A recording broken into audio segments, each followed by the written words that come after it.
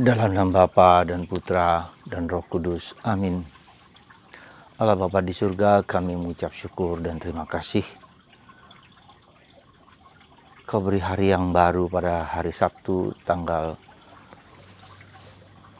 30 Oktober 2020 ini,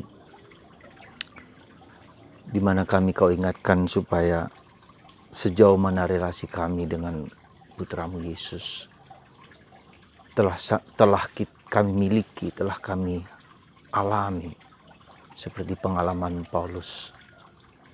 Semoga Tuhan memberkati dan melindungi kami semua hari ini khususnya. Demi Kristus Tuhan dan pengantara kami.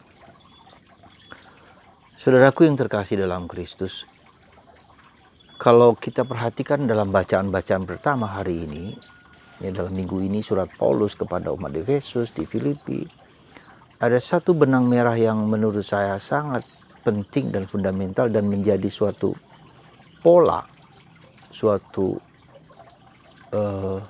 teladan, yaitu kebersatuan Paulus dengan Yesus. Kesatuan hati, pikiran, budi, dan seluruh dirinya. Sehingga dia mengatakan, bagiku hidup adalah Kristus. Dan mati adalah satu keuntungan. Bagaimana Paulus sampai kepada suatu permenungan, suatu refleksi yang begitu dalam, begitu luar biasa. Sehingga dia mengatakan kalau asal Kristus diwartakan, maka itu sudah cukup bagiku. Kristus diwartakan. Dalam permenungan saya melihat bahwa Paulus merasakan dan mengalami pribadi. Ada seorang pribadi yang memiliki relasi personal, relasi dekat, relasi akrab. Mungkin kita selama ini karena mungkin budaya kita yang lebih menekankan hukum, peraturan, perintah, lupa bahwa kita itu memiliki relasi pribadi dengan Yesus, dengan Bunda Maria, dengan Allah sebagai pribadi. Ya. Ini saya kira perlu kita sadari, kita sungguh-sungguh rasakan. Sungguh kita alami, dan itulah yang seringkali mengapa kita merasa kering. Kenapa kita merasa ada sesuatu kekosongan dalam hati, karena hati kita tidak diisi oleh pribadi. Hati kita tidak diisi oleh seseorang yang mencintai, mengasihi, mengerti, memahami, di mana kita bisa berdialog, bisa berkomunikasi, bisa terasa dekat, mesra, ya, intimo mio, kata Agustinus. Tuhan, engkau lebih dekat dengan diriku daripada diriku. Nah, kenapa itu tidak terjadi dalam diri kita? Mungkin saya menduga ada satu aspek yang lupa kita sadari. Apa itu? Kalau kita mungkin menyadari Yesus sebagai pribadi, Bunda Maria sebagai pribadi, Allah sebagai pribadi, bahkan Roh Kudus pun sebagai pribadi, kita lupa bahwa diriku sendiri itu adalah pribadi. Artinya apa? Artinya bahwa saya harus bergaul dengan, seperti ada dua pribadi, saya dengan diriku, dengan pribadiku. Ada suatu dialog internal. Ya, karena aku menghargai, ketika diriku adalah pribadi, maka aku menghargai, ya, maka aku harus mengenal siapa diriku sesungguhnya itu. Karena pribadiku. Nah, ini saya kira yang perlu kita cermati, kita sadari. Kenapa seringkali mungkin saya pun merasa, oh iya, seringkali saya menolak diri saya sendiri. Ketika saya menemukan yang tidak saya berkenan, saya tidak menghargai diriku ketika saya harus katakanlah suara-suara batinku yang menghendaki sesuatu yang positif, sesuatu yang baik. Tapi saya mengacuhkan, tidak peduli, tidak mendengarkan. Jadi itu ada banyak hal di mana, dan kalau kita menemukan sesuatu negatif dalam diri kita, seperti kita menolak. tidak terima. Nah, jadi sebetulnya saya duga bagian ini yang perlu kita sadari. Maka Santa Teresa mengatakan, Santa Teresa Avila, bahwa self knowledge, pengenalan diri sendiri akan diriku sendiri. Ketika aku bergaul dengan diriku, ketika aku berdamai dengan kelebihan, kekurangan, keterbatasanku, ketika aku mulai mendengarkan, memahaminya, maka di situ ya, aku mendapatkan suatu kebijaksanaan yang dalam diriku. Mungkin juga kita menemukan false self kita, diri kita, jati diri kita yang palsu. Apa itu? Itu ketika kita mendengarkan keinginan-keinginan palsu kita, ya, ilusi-ilusi kita. Seperti hari ini dalam bacaan Injil, Yesus menegur akan orang yang mencari kehormatan, ya, mencari kedudukan, mencari prestise.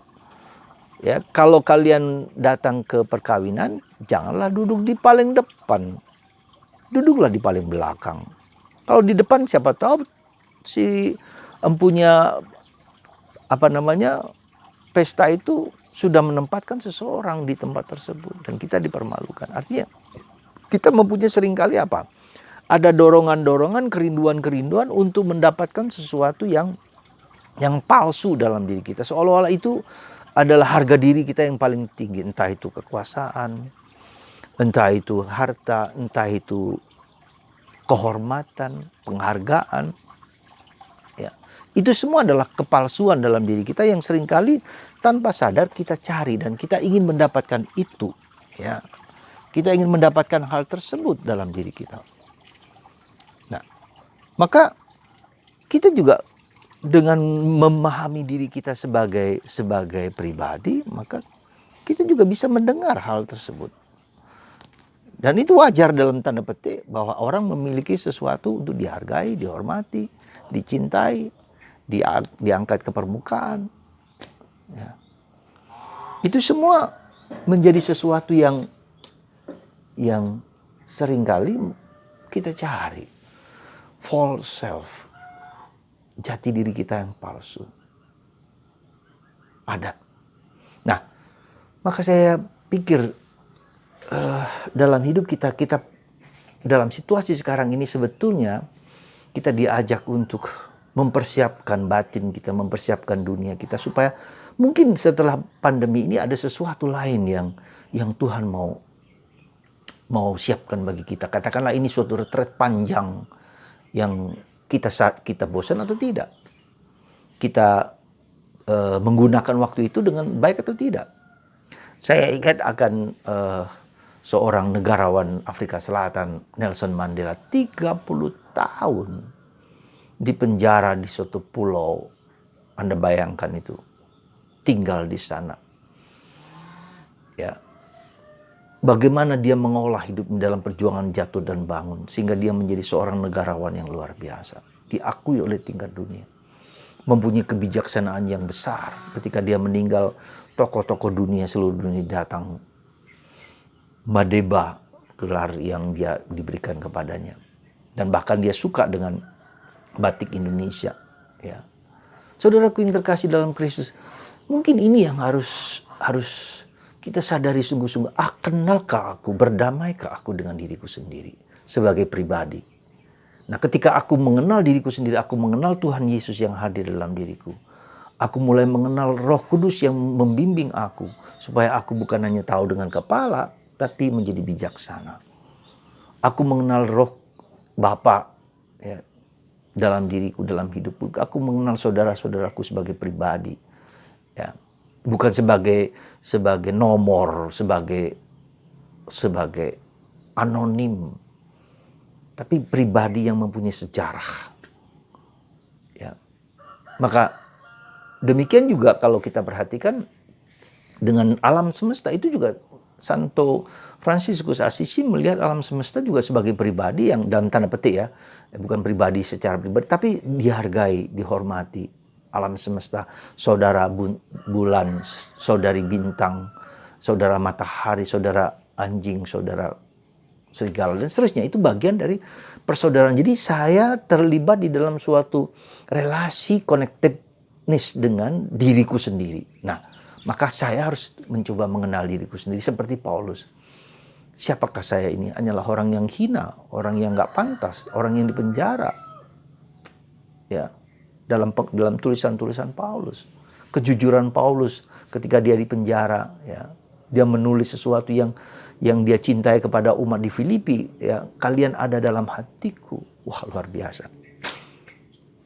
Kedekatannya dengan sesamanya dan kedekatannya dengan Tuhan. Semoga saudaraku terkasih, bagaimana kita supaya bisa kita memiliki relasi personal pribadi, ya, dengan Yesus, dengan diriku sendiri, dengan orang sekitar. Saya duga, saya hanya memberikan satu alternatif. Latihlah kita dengan doa, ya, datanglah Roh Kudus. Datanglah Roh Kudus, karena dengan Roh Kudus itu kita dibimbing untuk masuk ke kedalaman batinku, ke kedalaman hati Allah. Ya, karena karena Roh Kuduslah yang menyatukan Bapa dan Putra, dan Roh Kuduslah yang dalam diriku. Jadi saya hanya contoh kecil saja, setiap kita mendaraskan terus datanglah Roh Kudus, minimal 100 kali dalam sehari, 2 kali putaran Rosario, datanglah Roh Kudus, datanglah Roh Kudus, terus. Ya, saya yakin Anda akan mendapatkan kedamaian, ketenangan, ketentraman, dan semakin mengenal bahwa Roh Kudus itu adalah formator guru kita yang pertama dan terutama. Dia akan membimbing, akan menuntun, akan membuka pewahyuan-pewahyuan tentang kekurangan, kelebihan, tentang kehebatan dan segala sesuatu yang tersimpan di dalam batin kita. Pengenalan akan Roh Kudus, pemahaman akan Roh Kudus sebagai pribadi, tapi juga dengan buah-buahnya. Saya yakin akan membuat kita menjadi lebih daripada sebelumnya. Mari kita masuki hati Allah dengan Roh Kudus yang selalu mendampingi kita kapanpun, saat apapun, dimanapun ketika kita ingin bertemu dengan Tuhan. Karena lewat Roh Kuduslah Dia akan membimbing kita, menuntun kita untuk berjumpa dengan Yesus, untuk berjumpa dengan Bapa, untuk berjumpa dengan siapapun juga. Semoga Tuhan memberkati Anda. Bapa, Putra, dan Roh Kudus, berkatilah anak-anak-Mu ini dengan kuasa yang Kau berikan kepada hamba-Mu, sehingga semua mengalami Tuhan yang hadir, dan itu memenuhi hati kami. Intimior, intimo mio. Tuhan, Engkau lebih dekat dengan diriku daripada diriku sendiri. Tuhan berkati dalam nama Bapa dan Putra dan Roh Kudus. Amin.